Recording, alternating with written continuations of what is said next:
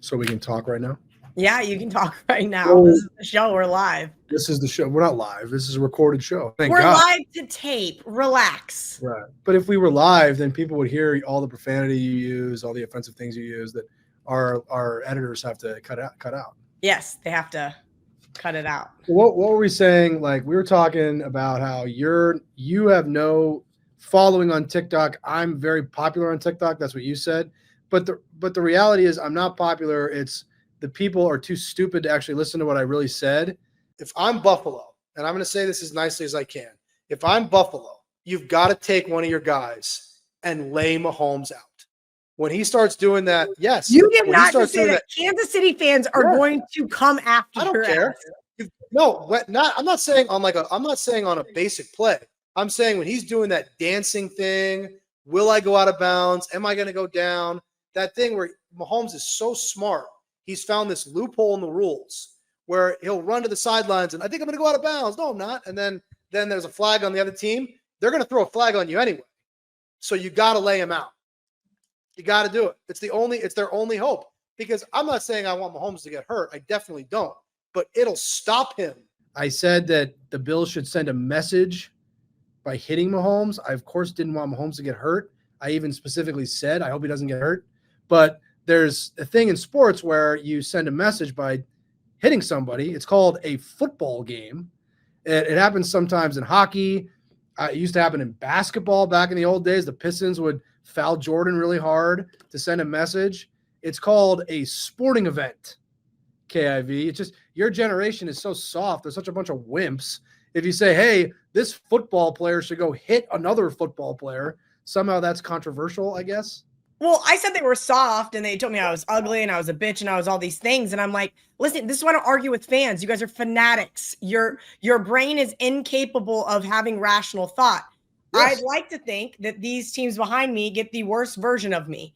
I'm going to be the most critical about those two teams that I grew up as a fan of. Yes. And people are incapable of doing so. Then I doubled down and said that half of Chiefs Kingdom are bandwagoners. Why? Because I grew up with like 3 or 4 people. Granted, I grew up in Manhattan. I did not grow up in Kansas City, okay? So we're talking 2.5 hours west of Kansas City. I'm not saying there wasn't a bunch of people in Missouri and St. Joseph. And I'm trying to think of another really cool town out there that people, and the Rams left. Maybe they jumped on the bandwagon, then no problem. All I said was prior to like 2017, show me that you went to a game or had memorabilia. Then I got called privileged for saying that I could afford to go to a sporting event or buy a jersey. And I'm like, privileged. I agree with that. Whoever said that. First of all, if you're a fan of a team, you have one piece of memorabilia. I don't have any Commanders. I have no Commanders gear. I don't own a single thing that says Commanders. Correct. You have a bunch of Redskins gear. Yes. Behind you have red chairs from Liverpool. And what's the one over there? I'm not quite sure. That's West Virginia.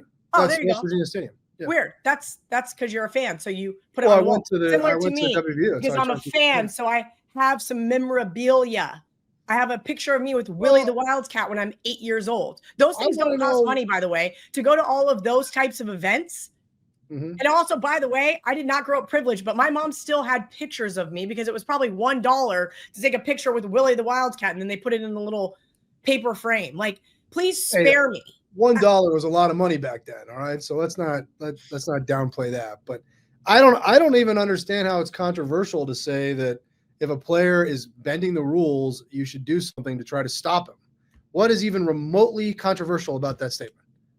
You just let him keep doing it forever, I guess, is what you're supposed to do. Well, it's just like the tush push. Guess what? Yeah. You just got to keep letting the Eagles do the tush push. They're going to keep doing it. I guess. But I if it was me, I would at least do something to try to stop it from happening. But apparently, no. You're supposed to just let it keep happening forever. We did really well on Sunday. Last Sunday, we did awesome. Philadelphia winning and covering, winning the conference. And this was the interesting thing. Covering teasers.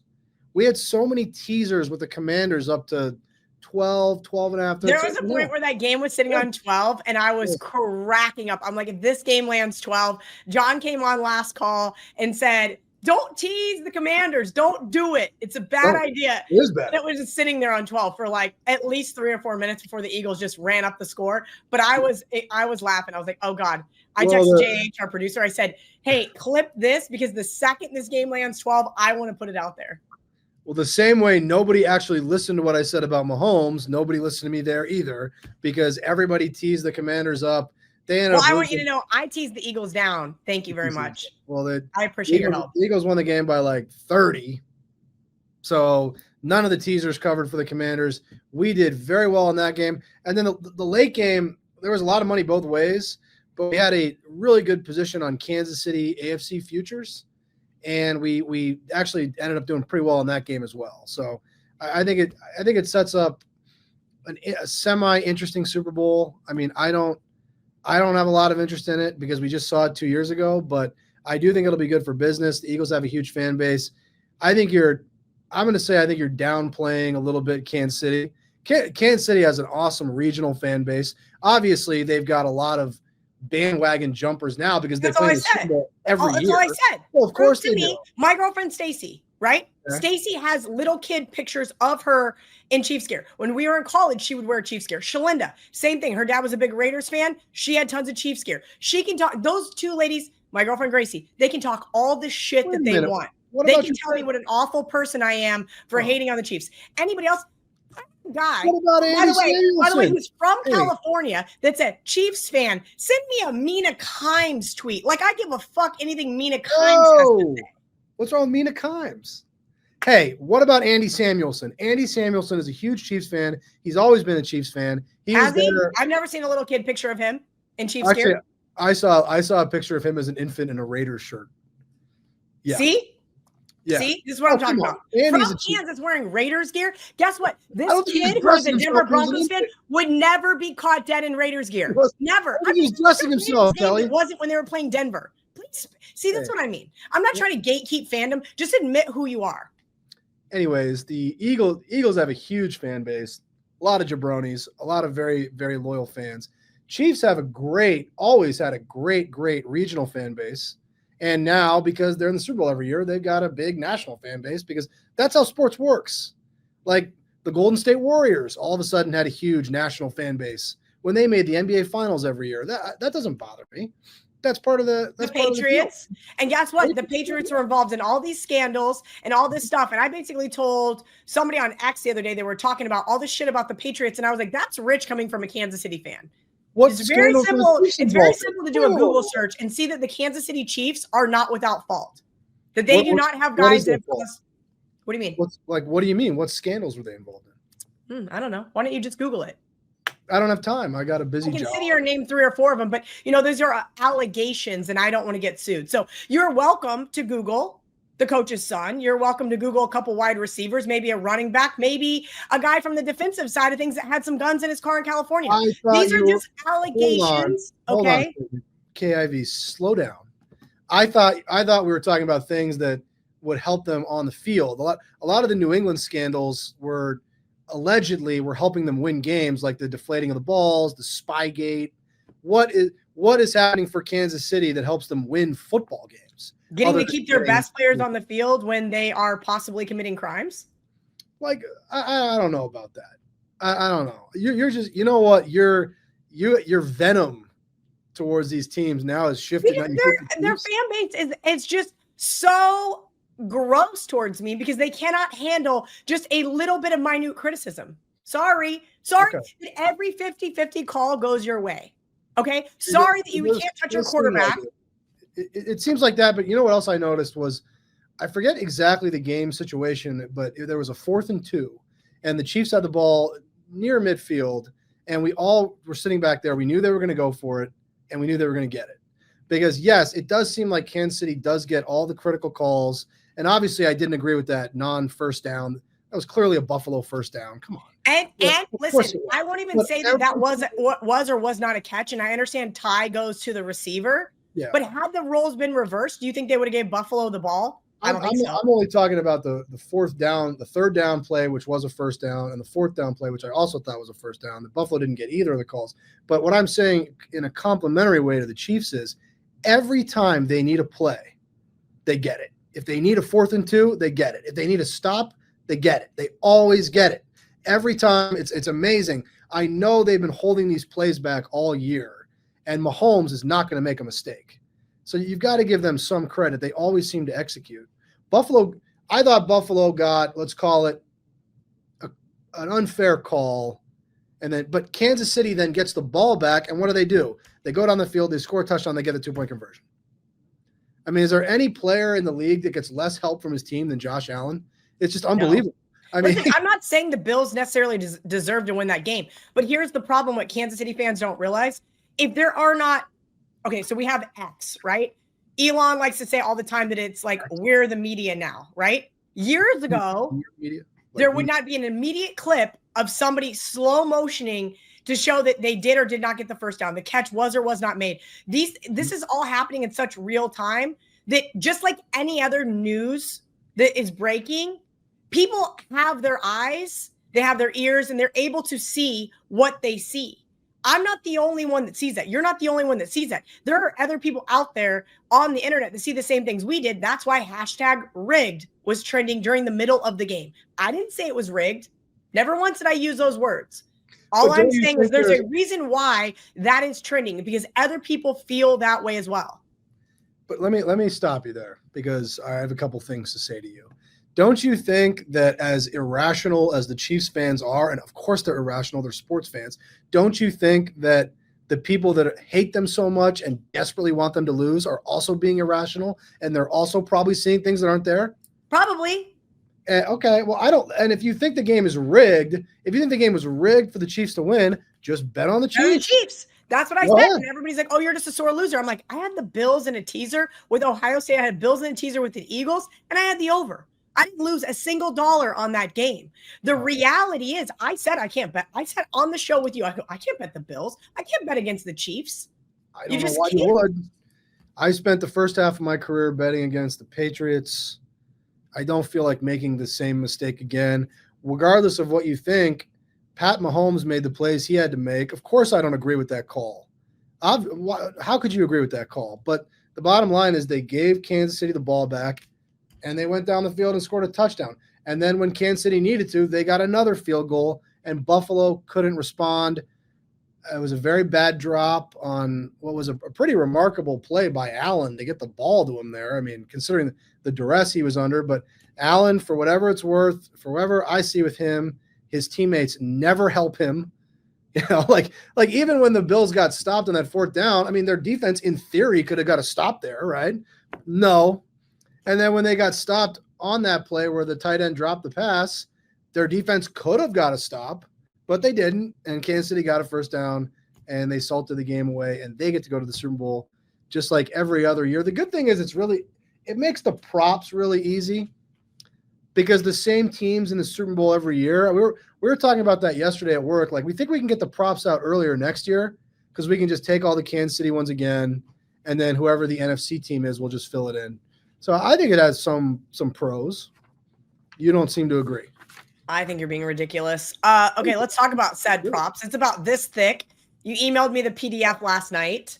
I shared it way too early. And you shared it early? I told you not to do that. Okay, first of all, I'm not feeling the greatest. I just sent it to other people. They shared it too early. And then they said, oh my God, whoops, it's not out yet. And I said, no, not until the West. Kelly? It looked like, from what I saw on social media this morning, you guys had like a line wrapped around the corner. People were ready to get out there and get there early. So let's talk about that, because I was happy about that. We did have a conversation last weekend or the week before about, like, do we want to keep doing the props the way we've always done it? Nowadays, you've got all these automated betting menus that are coming out earlier and earlier. Back in the day when I first started doing props with these guys, we would go to Ed Salmons' house on Monday after the game, and we would do all the numbers in one day, come in Tuesday, get them all loaded into the system, turn the betting on Tuesday night. And for the most part, none of the stuff that we had up was out there.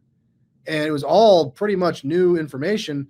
Nowadays, with the automation and the AI and whatever else everybody's doing, these numbers are pretty much out everywhere. But we still had a big crowd of people in here betting into some of the original stuff we did. We have different numbers. I'm guessing, too, so don't clip me and TikTok me. but I'm guessing that these automated books probably didn't take much of a wager when they first put those numbers up on Sunday night, Monday morning. I don't know that for sure, but I'll say this. I bet Saquon MVP at the Hard Rock as soon as it came out, and I had a little bit better of a number than it was other places. But I would agree. I think some places try to do their own thing, and some people just kind of copy and paste. I know you guys are out. Circa is going to be out tonight, but everybody else, like some of the bigger Friday night, being Friday night, yeah, some of the bigger marketing books were out early because they wanted to get ahead. But I think also you're right. I don't know what kind of limits they were taking, but also they were able to move off of those early numbers where you guys kind of sat back and did what you always do, want to take bigger bets over the counter. For those listening in, what are you guys taking over the counter and what are you guys taking on the app? Well, last night, so we did it a little differently last night. Last night we were letting people bet 2,000 on the counter, but this morning when we went through them all again, we turned the app on. Now we're letting people bet 3,000 on the app, unless it's the wrong kind of people. You know, the people that end up crying on Twitter about their limits being cut. It's always some jackass who bets like game, money line, first quarter, first half at the same time, and then he goes on X and goes, "Oh my God, these guys cut my limits." And it's like, gee, buddy, I wonder why. All right, don't be an asshole and your limits won't get cut. But for the people that don't do nonsense like that, we're giving them 3,000 on the app right now. So I think that's a pretty fair whack at a yes/no prop. Yeah, but, I'm not betting $3,000 on any of these props. I laughed. I did a segment with Andy Lang from WagerTalk earlier. We went over some of your props in the packet that he really liked as like a extra addition of bet on it. And I laughed and I said, so betting a nickel on heads, not one of those very savvy things. And he had to laugh because like nobody's walking in to do that. Like nobody's walking in to. Are you sure about that? No, it's like that's like a stupid Sunday morning thing. Like nobody yesterday bet the coin flip. No, nobody did yesterday. But my guess would be that when we get to next Sunday, 9 days from today, heads and tails will be our most bet two-way prop. I think in terms of ticket count, I think it'll.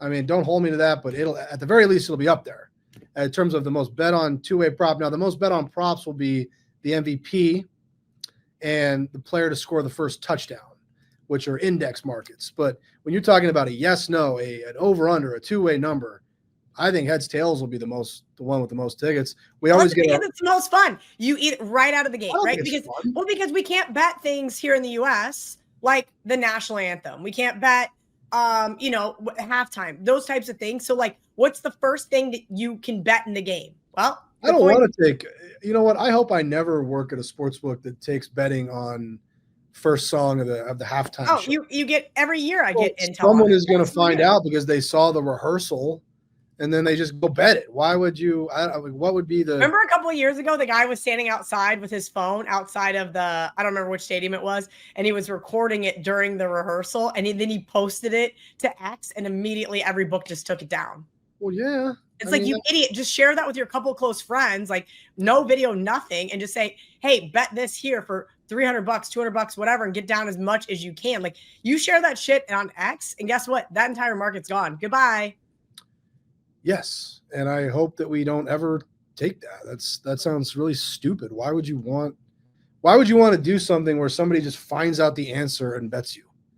I mean, I enjoy it. I like making free money. I'm sure as a customer you do. So let's talk about the game itself. There's a lot of conversation about the line.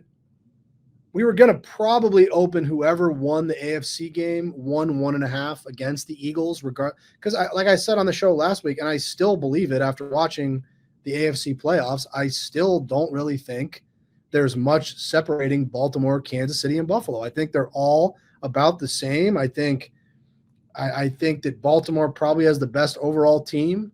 I would say Buffalo, in my mind, has the best overall quarterback, best overall player, and Kansas City has the best coaching staff, and they had home field advantage. And Kansas City and Baltimore's quarterbacks are pretty freaking good too. There just wasn't a lot separating those three teams, and no matter who it was, we were going to make them a small favorite against the Eagles. And there has been money that came in on Philadelphia plus 1.5. So now we're down to Kansas City -1. And if you remember the game 2 years ago, the Eagles went off favorite in that game. And I will say this, I do think I know the Eagles defense this year is a lot better than it was 2 years ago. I think they're better offensively too because of Barkley. So I would argue the Eagles are clearly better than they were in that first Super Bowl matchup. And I'll tell you right now, I won't be surprised if the Eagles are favored on Super Bowl Sunday. That wouldn't surprise me. So here's the reality. And I said this on BetQL with our friend Sammy P. I said, John Murray's not going to open up Kansas City as an underdog. They did that last year, and look what happened. Why would you? You're going to get Kansas City money from whether they're KC -1, whether they're KC +1. I don't see why any book would have opened it up Eagles -1. There was no reason to, but now that the game is open and now that you're taking the bets, now you can let the bettors move you to what they think is the right number. And that's really what booking is all about. I mean, you want to stay within range of the market and then let the bets tell you what's going to happen or what they think is going to happen. Doesn't mean it's going to happen, as we've established. But look, I do think Philadelphia is probably a little bit of a better team because their defense is so good. But I look at that coaching matchup and I see Nick Sirianni, who how I don't think a ton of Nick Sirianni, and I see Andy Reid and Spagnuolo on that other sideline. Kansas City's got a huge advantage in terms of coaching, in terms of quarterback. I mean, before anybody even asks me, no, I don't think that it's rigged, and I don't think the NFL is going to help Kansas City. I don't think Kansas City needs any help, to be honest with you. I guess that was my whole point in saying that earlier. If Kansas City doesn't need help, like I would just and when I actually tweet it and I go, the refs love to make it about themselves. That was early in the Kansas City game after seeing what I saw in the Commanders-Eagles game. Like, they just awarded a team a touchdown. I've never seen that before. Yeah, that was really funny, wasn't it? We were sitting back there in the risk room like, so the refs can just be like, hey, touchdown. Can the refs just be like, hey, guys, the Chiefs won. Let's turn out the lights. Let's all go home. Are they allowed to do that? Apparently so. Yes. I don't know. So it wasn't just the Kansas City Buffalo game that I was I about. Like, seeing what I saw in the previous game, I'm going, what the hell is going on here? Like, you have screamed about it for years, and I am finally on board with you that it is the refs, because it is all about them. It is an entertainment company, and I'm pretty much done wagering on them. The NFL is there's three teams out there all vying for your attention. You've got Team A, Team B, and then the officials, and they want their shine too, Kelly. Look at you. You're a big star. You like being in the spotlight. The NFL officials, they want their time in the sun as well. What's wrong with that? Don't be such a hater. When are you going to New Orleans for the game? Well, if I'm not 100% better, I don't know. But right now, I have an IV appointment after the show. Get me some of that good 25,000 units drugs of vitamin C. Okay. And hopefully that will knock out whatever this is going on in my face. Because I do not want to get on an airplane if I can't breathe. 36,000 feet. Do you condone drug use? I condone high-dose vitamin C use. High-dose vitamin C use. Yeah. Okay, just checking. Because you got a young fan base. I don't want to. Yeah, I mean, I have to go hang out with 25-year-olds in New Orleans for a week. Like, well, I'm sure you're gonna hate my liver. I'm going to be and like after dry January, like I am screwed. So I am going to go do that. And you got to be careful. Be careful in New Orleans, kid, because you're going to be drinking all those sugary drinks. You're going to feel like shit. Dude. No, I'm not making that mistake. I made that mistake the last time I was in New Orleans, not realizing how bad the cheap booze was and all that sugary shit. No. There are rules this time. And the rules are, don't act like you're 25. No Jell-O shots, no sugary drinks. Just like there's going to be some nice restaurants. I can get a glass of wine, or I'll just get they're not going to have Viva, but I'll get something like a Viva and just chill. I don't need to this is not spring break. I will be fine. Ariel's not even coming till the day I leave. So it's going to be perfect. I'm just going to go and protect my sinus cavity from. I don't think you're going to chill. I'll tell you right now, I don't see it. I think you're going to drink all that stuff you're talking about. I think you're going to do all of it. I think you're going to do the whole gamut. I think not. Well, listen, I'm not even getting on the airplane because I don't need my face to explode at 36,000 feet. I mean, if you've never flown with like an earache or a sinus ache, you'll never want to do it again. It is awful. I've never done that. I don't want to do that. That sounds terrible. What about what can I answer for you? Is there anything you're curious about? You don't care about what props we took bets on. You just want your drugs. Is that? Listen, give me some of the sharp stuff you took bets on. I saw that Crack was there, and he bet the longest rush for Saquon Barkley. I think it was under 25.5 yards. Yeah, so that's a good one. So that is one we took some bets on from a number of people. Saquon longest rush. Of course, Saquon ran for 60 yards on the first play of the NFC Championship game. They bet under 25.5. They bet under 24.5. I'm not confirming who made that bet. I'm just telling you that we did see bets on that. We did. One of the ones I thought was interesting was a lot of bets on Pacheco, the Chiefs running back, over first quarter rushing yards, over rushing attempts for Pacheco. So some of the players here thinking he's going to get some run in this game. They also were betting A.J. Brown first reception over 9.5, over 10.5, and they were betting Hopkins longest reception. That was a little surprising to me, thinking Hopkins will get into the action for Kansas City. And one of the things that was a main focus of our conversations in setting these props was we don't think that this is going to be a game where a lot of different players are getting involved. Philadelphia is a team that tends to not spread the ball around as much as some of these other teams. Somebody like San Francisco, I think that they try to bring in the oars a little bit. I mean, they just don't need Jalen Hurts losing this game for them. You know, they just need to keep the ball on the ground, keep Patrick Mahomes over on the sidelines, keep feeding Saquon Barkley. And Jalen Hurts is a terrific. Well, that's why I was really shocked to see the longest rush. Now, I'm not saying that he can't rush for 130 yards and none of them go over a 25.5. But I think Saquon's going to be the MVP if the Eagles are going to win this game. I think it is going to be him because you're absolutely right. They're going to have to eat up the clock, control the time of possession, run. Whether it is Jalen Hurts or whether it is Saquon Barkley, you're right. I still don't think Jalen Hurts is 100%. Obviously, we have, 9 days before the game. So there's plenty of time for him to nurse some of those wounds and things like that. Maybe he can get some high-dose vitamin C injections as well. But I do. You think that's what people like him are taking, or do you think they have access to more? Like, what did Patrick Mahomes take when he went into the locker room in the Super Bowl 2 years ago? Can they give you that? I think, but also I would he like slept in a hyperbaric chamber for like weeks, Well, every single night. Which I would love to own one, but I don't have 10 grand. Don't you remember when he hopped off? Yes, you do. Don't you remember when he hobbled off the field at halftime and then so either it's one of two things, and this is going to get me in trouble, but I don't care. He was either faking or embellishing his injury, right? Or he was injected with something at halftime. I mean, it has to be one of those two things, because I remember when he went into the locker room, we were saying, oh my God, the Eagles are going to win. I think they were up 24-14. And he came out of the locker room looking like Superman, which he is. Oh, I remember. It was the first Super Bowl party we had at this house. And we had Stacy, who's my girlfriend from Kansas, Chiefs fan, her friends and family here. Then we had my girlfriend Katie, who's from Philly, her friends and family here. And Katie and her husband were like just loving life. And they had to go to another Super Bowl party at halftime. And after the game, they were so upset. I go, it's because you guys left the house. Like you can't do this. You've got to stay. So is that something fancy people do? Because I know fancy people during the holiday season, they hobnob, right? So they go from one Christmas party to another. Do people bounce from Super Bowl party to another? I'm always here for the Super Bowl. I never have. I'm either at the Westgate SuperBook for the Super Bowl, or I have a party at my house. You're usually drinking, so that means you have to get an Uber, so you can't be like gallivanting around. Or B, you're just trying to spend a quarter at each house. That sounds awful. You miss half the game that way.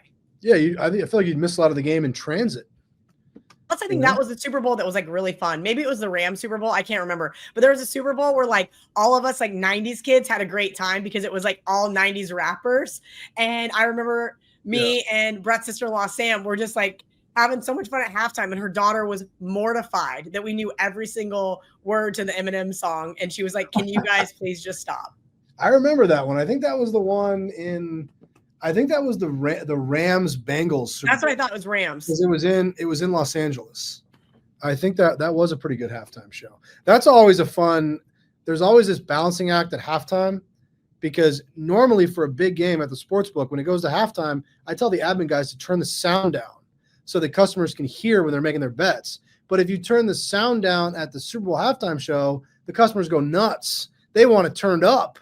So then you actually turn the volume up, and then people can't hear when they're making bets. What are you going to do? There's no good solution there. Well, there is one good solution. It's bet on your phone. That's a solution. There you go. That way you don't have to wait in line. Just get the app. As soon as you get to Vegas, just get the app. It is the easiest thing to do. I will not be there this year, John Murray. I'm trying to figure out if I'm coming out for March Madness. Sammy Key is coming out. I did his show today. Did you give him my clubhouse?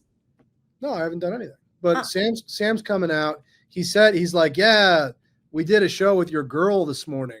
And I was like, you guys did a show with Ariel Epstein? That's great. And then I got a little bit of trouble. But I was giving him a ration of shit. So I did the show this morning with a bunch of other professional bettors, and he tweeted and he was like, what show has all these people on in one day? So I texted him and Paul, the producer, and I go, guess I'll just go fuck myself. Because like it was like everybody that was on the show today except for me. And he was like, KIV. And I was like, what? You guys are supposed to laugh. It's funny.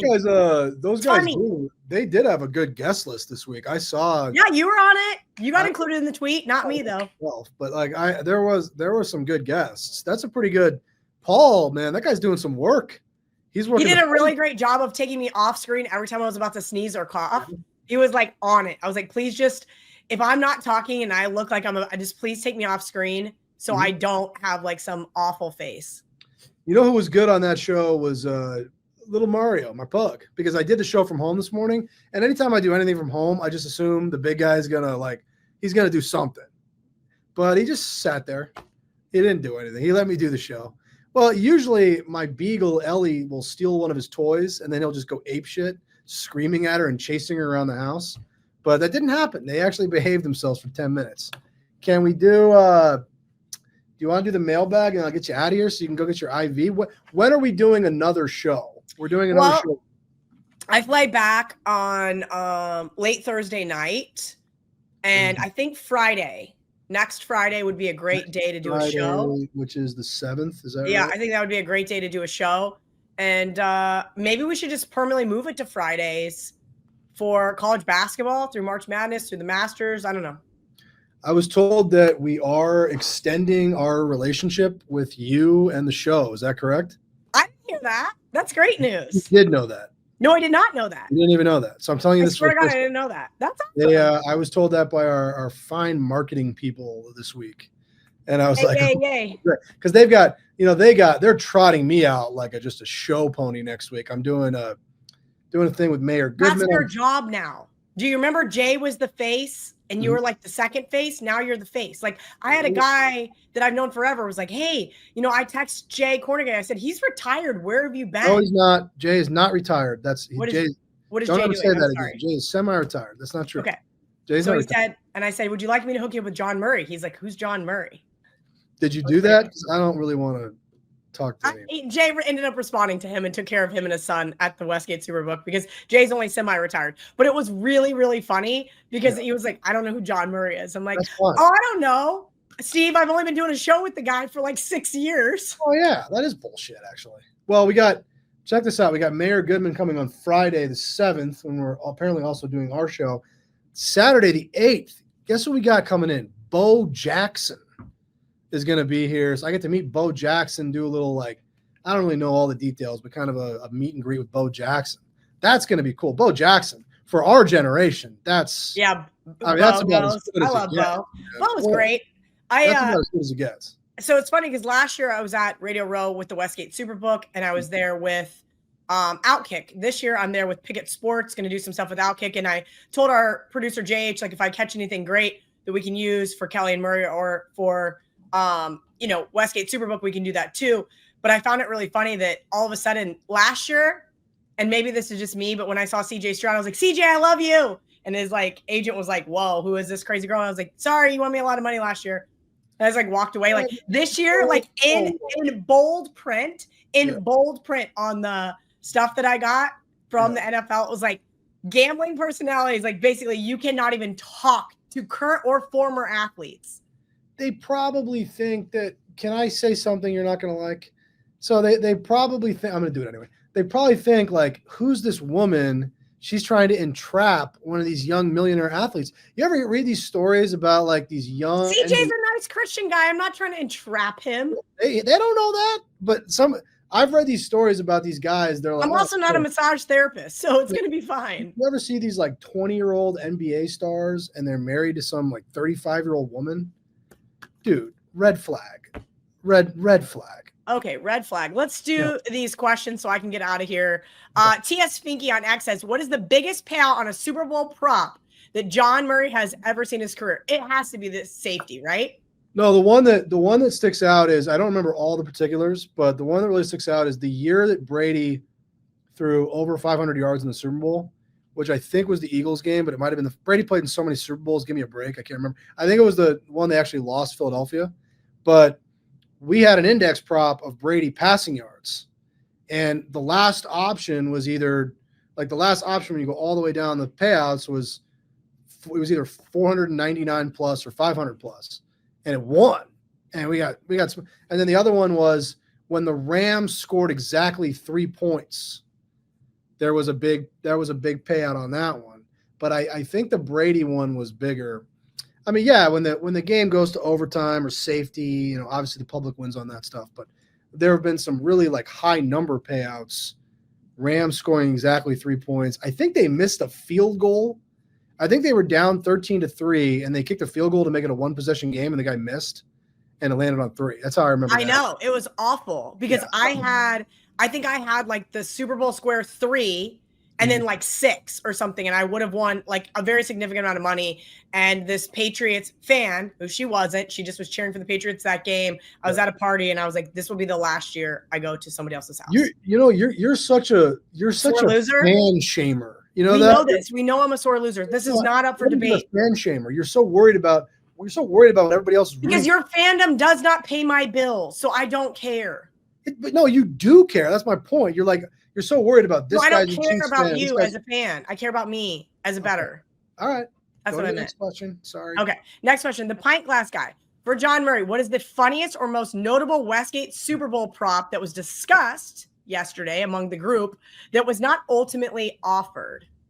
One of the things we did talk about doing, it was the idea came from Adam Hill, Las Vegas Review-Journal guy, not the greatest evaluator of NFL quarterback play, but he is an NFL reporter. He had this idea for a prop.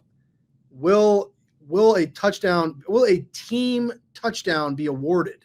And we got the idea from that Eagle play we talked about, or the Redskins, or what do they call them? The Commanders play we talked about, where the referee is just like, if this guy does it again, we're just going to give him a touchdown.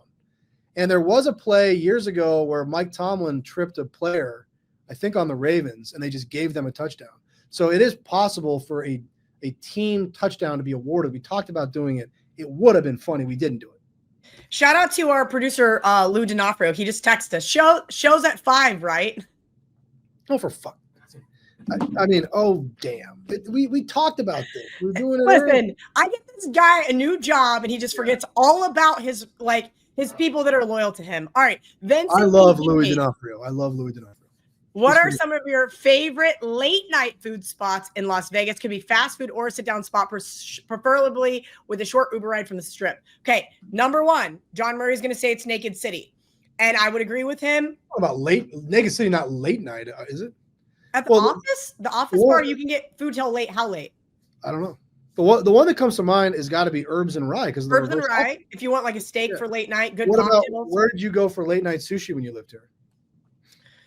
Oh, that's a great question. Well, there's that Osaka on Sahara. That's really good. And then Adam Hill, second appearance on the show. Adam doesn't know quarterback play, does know sushi. He took me to this. I don't know if it was called IT Sushi or IT Sushi. I don't know.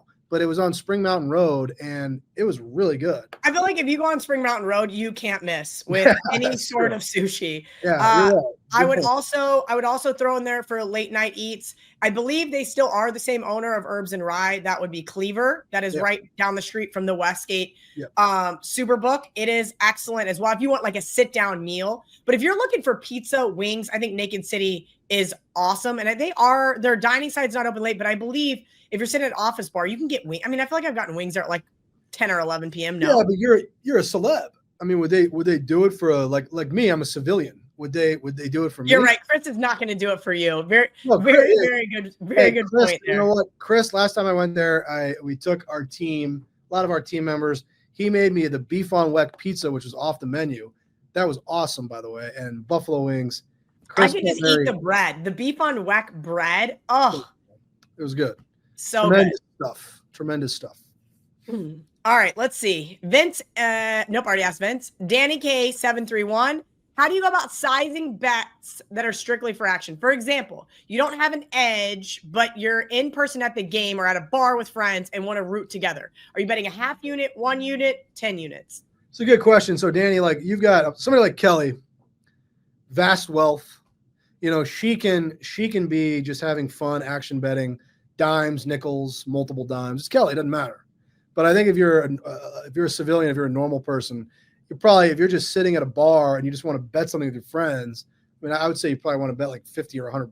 I mean, do you really want to lose $500 because you're sitting at a bar on the coin flip and be pissed right out of the gate? No, you don't. Kelly's different. Kelly's a different tax bracket. For me, $100. Kelly, maybe several thousand. You're ridiculous. All right, last question. 49ers _756. What are the sharps on in the Super Bowl with a little over a week out? Well, they played the under. The total got bet down from 49.5 to 49. And then I mentioned on the top of the show, Eagles moved from +1.5 to +1. But let's remember. Is that also because you guys are trying to protect yourselves from teasers? Because I put the Eagles in a shit ton of teasers. That was not a consideration, no. But I know what you're saying. But let's remember last year when the number came out, it was something similar to this. And the sharp money came in very quickly on San Francisco. Pushed San Francisco to, I forget what they closed, but they were favored. And guess who made all the plays? And guess who won the game? Not San Francisco. Don't remind me. I went to bed very early. Granted, I had a 5 a.m. East or 5 a.m. Pacific, 8 a.m. East Coast show that I had to do, but I was like, I'm out. I'm done. I didn't want to be mean to my friends that were Chiefs fans that were there because, again, they're real fans, so I didn't want to say anything. Yeah. But I was ready to lose it. I don't want you to lose it, and I don't want you to yell at great Chiefs fans like an Andy Samuelson, like Jackson, like Dylan. They're big fans of yours. They're from Kansas. They love you. They love the show. You got to be happy for them when the Chiefs inevitably get every break and win another Super Bowl. Okay, great. Obviously coming. But so you want to do the show in 9 days. And we're going to do the show in 7 days, next Friday. And then I would love for you to come on Super Bowl Sunday, your busiest day of the year, and spend 10 minutes with me on WagerTalk Last Call. I'm not doing it this Sunday. This Sunday I'm playing golf with the fellas, but I'll do it next Sunday for you because I love you. And I got a request. I want Louis D'Onofrio to produce his beautiful self on the show next week. Then I'm going to get pissed at him. Next Friday, we'll do the show. Louis, I'll see you on the show next week, buddy.